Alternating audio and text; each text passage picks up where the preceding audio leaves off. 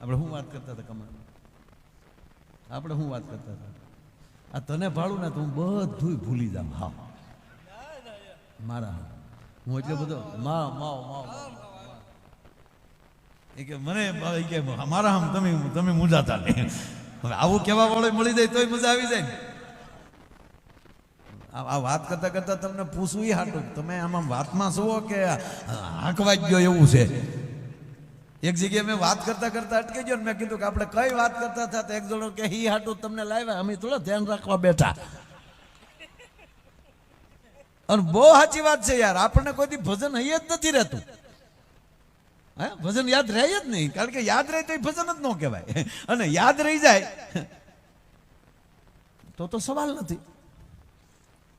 ઘણા કીર્તિભાઈ બેઠા બેઠા એમ કહેતા આયે મારા દીકરા ઓછા થોડા લે આપણા આમાં કોને કોને દીધા એ તો ઉછી આંગળી કરો ભાઈ.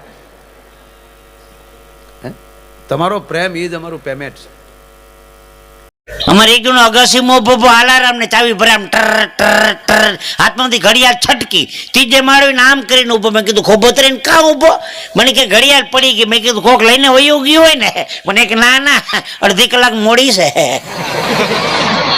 બુદ્ધિ વગર ના દીકરી પગે લાગીને એની પાસે એમ કહેવાય કે પગમાં પોટલી મૂકી દીધી અને ઓલા માણસની આંખમાં આહુડાની ધાર થઈ ભાઈ.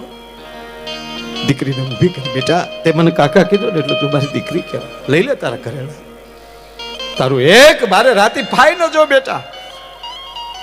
પણ સાચી વાત તો એ છે કે તારો બાપ એવો મોટો માણા હતો અને જેથી મારી પાસે કાંઈ નહોતું અને તેથી ખરેખર તો 20 લાખ તો મેં તારા બાપ પાસે લીધા હતા.